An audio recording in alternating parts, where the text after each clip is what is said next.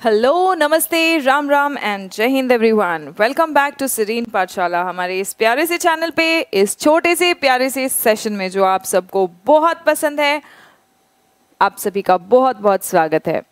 Top 10 errors मतलब top 10 आज के कॉन्सेप्ट्स। और इंडियन एयरफोर्स XY ग्रुप की तैयारी करने वाले बच्चे, अगर आप लोगों को और प्रैक्टिस करना है, हार्ड कॉपी चाहिए, 100 इंग्लिश मॉक्स का प्रैक्टिस सेट मतलब 100 इंग्लिश मॉक्स है। अगर आपको इसका हार्ड कॉपी चाहिए तो इसका लिंक आपको डिस्क्रिप्शन बॉक्स में और कमेंट बॉक्स में मिल जाएगा। इस पर क्लिक करके आप लोग अपनी कॉपीज ऑर्डर कर सकते हैं। This book is selling like hot cakes. फटाफट से अपनी कॉपी बुक कर लीजिए इसके पहले कि ये स्टॉक आउट हो जाए। चलिए शुरू करते हैं। The first question for you today. Many a man have succumbed to this temptation. Many a man have succumbed to this temptation. ये आपके प्रीवियस ईयर का क्वेश्चन है। प्रीवियस ईयर में ये SSC में भी आ चुका है, NDA में भी आ चुका है एंड CDS में भी आ चुका है। Many a man have succumbed to this temptation. Very good, बहुत अच्छे। अगर आपको ये स्ट्रक्चर नहीं पता है तो आपको एरर लगेगा A पार्ट में, लेकिन ये मैनी अ मैन, ये स्ट्रक्चर बिल्कुल सही है। बस ये है कि मैनी अ मैन के साथ में हमें सिंगुलर वर्ब यूज करना है। So the error is in the B part. The error is in the B part. Remember, many के बाद में अगर आप नाउन लिखेंगे तो प्लूरल काउंटेबल नाउन होगा। मतलब मैनी के बाद अगर लिखेंगे तो आपको लिखना है मैनी मेन, मैनी मेन। लेकिन मैनी के बाद में अगर अ या एन आर्टिकल आ जाए तो उसके बाद में आपको सिंगुलर काउंटेबल नाउन लिखना है और उसके साथ में वर्ब भी आपका सिंगुलर होगा। The next question, knowledge of at least 2 subjects are required to pass the examination. Knowledge of at least 2 subjects are required to pass the examination. Very good. The error is in the C part. बहुत अच्छे बेटा, हम यहाँ पे knowledge की बात कर रहे हैं ना कि सब्जेक्ट्स की। एंड वैसे भी आप ऐसे पहचानो, अगर नाउन फिर उसके बाद में कोई प्रेपोजिशन आ जाए और फिर उसके बाद में कोई भी और नाउन या नाउन फ्रेज कुछ भी आ जाए, है ना।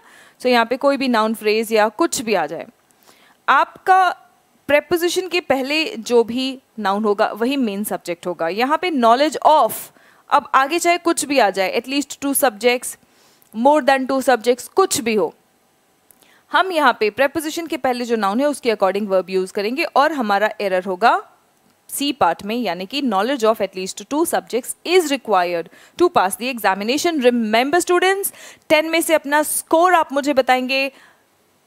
फर्स्ट क्वेश्चन से अपना स्कोर नोट करना सभी बच्चे शुरू कर देंगे और आफ्टर द सेशन आप लोग मुझे अपना स्कोर आउट ऑफ 10 बताएंगे।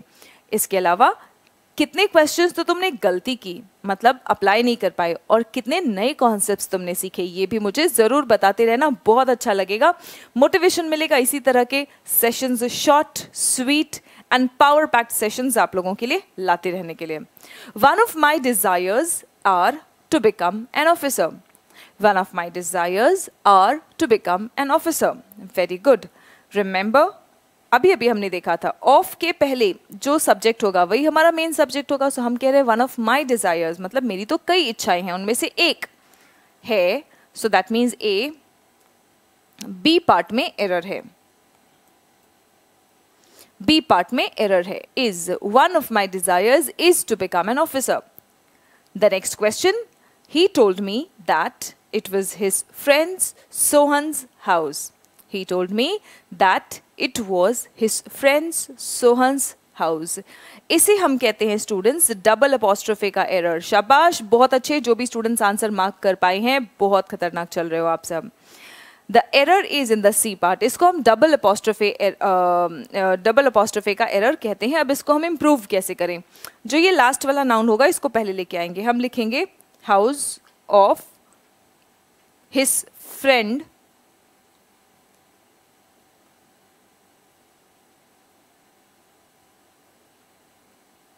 one minute, yeah, house of his friend Sohan. House of, he told me that it was the house of his friend Sohan. He told me that it was the house of his friend Sohan. The next question, the company has appointed consultants to help them increase its revenue and improve its financial position. एक बार फिर से पढ़िएगा. The company has appointed consultants to help them increase its revenue and improve its financial position. बहुत अच्छे. Remember, हम तो बात कर रहे हैं कंपनी की. हम बात कर रहे हैं कंपनी की जो कि सिंगुलर है, तो इसके साथ में हम them नहीं, सिंगुलर प्रोनाउन यूज करेंगे it. अगर आप गौर करेंगे तो देखिए आगे इट्स लिखा है, यहाँ पर भी इट्स रेवेन्यू लिखा है, मतलब आगे सब जगह तो उसको सिंगुलर ट्रीट किया है, एक जगह एरर दे दिया है. So the company has appointed consultants to help it increase its revenue and improve its financial position. The next question. A good friend of me has been in the army for 20 years. A good friend of me has been in the army for 20 years. बहुत बहुत बहुत अच्छे. जो भी students error पकड़ पाए हैं उनका प्रोनाउंस का टॉपिक बहुत अच्छा चल रहा है. अ गुड फ्रेंड ऑफ, आई का मतलब होता है मैं, मी का मतलब होता है मुझे, और माइन का मतलब होता है मेरा, मेरा, मेरी, है ना.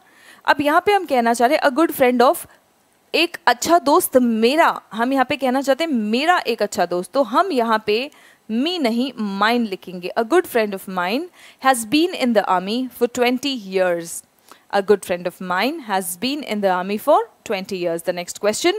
He feels his troubles as much or even more than they. He feels his troubles, यानी कि उसको अपनी मुसीबतें कैसी महसूस हो रही हैं, as much or even more. देखो than के पहले कंपैरेटिव डिग्री आएगा, आ गया, लेकिन समानता बताने के लिए हम लोग ने देखा है as positive degree adjective as, है ना. सो as positive degree adjective as. अब यहाँ पे देखो हमने लिखा as much, यहाँ पे हम क्वांटिटी बताना चाह रहे हैं. हमने कुछ ऐसे भी फ्रेजेस देखे थे, as far as long as far as मतलब जहाँ तक मैं जानता हूँ, as long as मतलब जब तक के, as long as बिल्कुल उसी तरह से as much as मतलब जितना. He feels his troubles, वो अपनी मुसीबतें उतना ही महसूस करता है, और even more या शायद ज़्यादा, और even more या शायद ज़्यादा, than they उनसे ज़्यादा, है ना. सो यहाँ पे हमें समानता बताने के लिए as much as कहना है. The next question. Mother told to her friend to buy a new mobile. Mother told to her friend to buy a new mobile. अब ये जिन बच्चों का एरर बिल्कुल सही हो गया उनको नरेशन में भी बहुत फायदा मिलेगा. रिमेंबर स्टूडेंट्स, टेल के बाद हम सीधा ऑब्जेक्ट लिखते हैं, टेल के बाद में टू का प्रयोग नहीं होता है. रिमेंबर सेड के बाद में, से या सेड के बाद में बल्कि टू का प्रयोग होता है, और फिर उसके बाद में आप ऑब्जेक्ट लिखते हैं. लेकिन टेल या टोल्ड के बाद आप डायरेक्टली ऑब्जेक्ट लिखते हैं.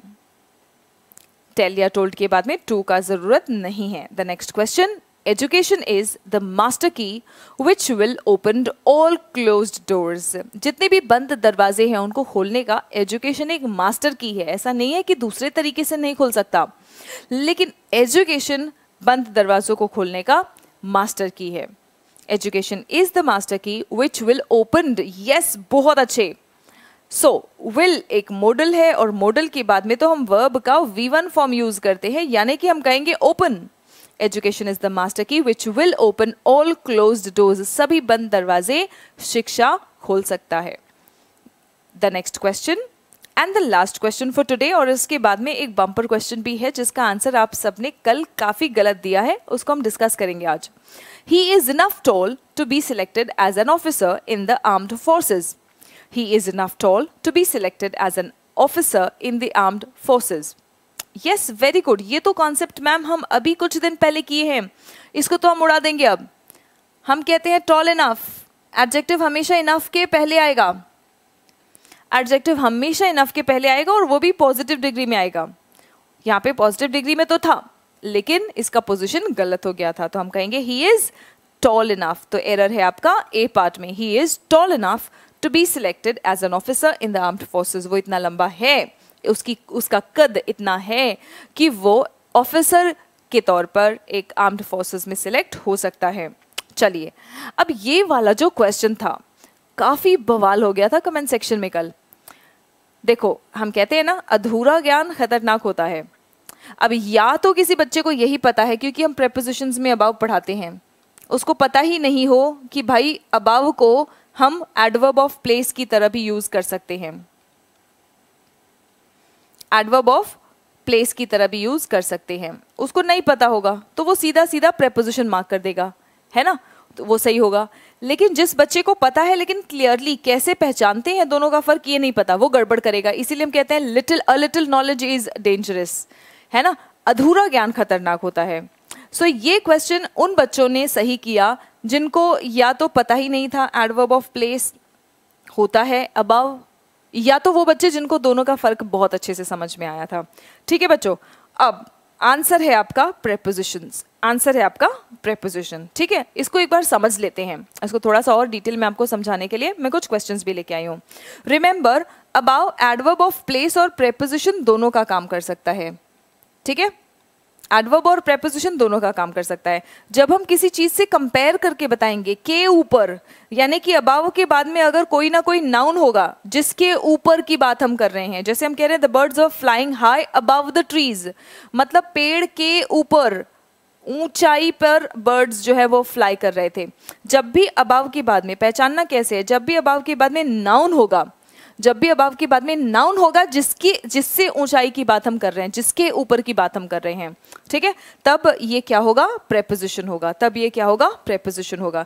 जब सिर्फ ऊपर मीनिंग होगा, हम किसी से कंपेयर नहीं कर रहे हैं, हम सिर्फ किसी से कोई तुलना नहीं है कि इसके ऊपर या नहीं है, हम सिर्फ ऊपर की बात कर रहे हैं, तब हम उसको एडवर्ब कंसिडर करते हैं। जैसे देखिए हमारा sentence, the river flowed gently through the valley, मतलब वैली वादियों में से जो नदी था वो जेंटली बहता रहा। The river flowed gently through the valley while the birds flu above, और ऊपर बर्ड्स उड़ रहे थे। हम यहाँ पे नदी के ऊपर या कुछ ऐसा कुछ नहीं बोल रहे, तो यहाँ पे अबाव क्या है, एडवर्ब है। यहाँ पे अबाव क्या है, एडवर्ब है। यहाँ पे देखिए, can you raise your hand above your head, can you raise your hand, क्या आप अपना हाथ अपने सर के ऊपर उठा सकते हैं, यानी कि अबाव किसके ऊपर, सर के ऊपर, योर हेड। सो ये क्या है, प्रेपोजिशन है। क्या है ये, प्रेपोजिशन है। यहाँ पे भी अबाव द ट्री है ना, किसके ऊपर, पेड़ के ऊपर, तो ये भी क्या है, प्रेपोजिशन है। यहाँ पे क्या था, एडवर्ब था। और एक सेंटेंस देखते हैं, Mexico City is 2240 metres above, ऊंचाई पर है, किसके, सी लेवल के। सो यहाँ पे भी ये क्या है, वेरी गुड, क्या है ये, प्रेपोजिशन है, शाबाश। Put it on the shelf above, shelf का मतलब होता है पटरी, है ना। सो हम कहते हैं ना पटरी, ये रेलगाड़ी वाली पटरी नहीं है, जो शेल्फ जिसके ऊपर आप बुक्स रखते हो, है ना। So put it on the shelf above, ऊपर वाले शेल्फ पे रख दो, ऊपर वाली पटरी पर रख दो, है ना। सो अब किसके ऊपर है ये हम नहीं जानते, है ना। So put it on the shelf above, तो यहाँ पे अबाव क्या है, एडवर्ब है। अबाव क्या है, एडवर्ब है। और बता तो दिया, चेक भी तो करूंगी समझ आया कि नहीं।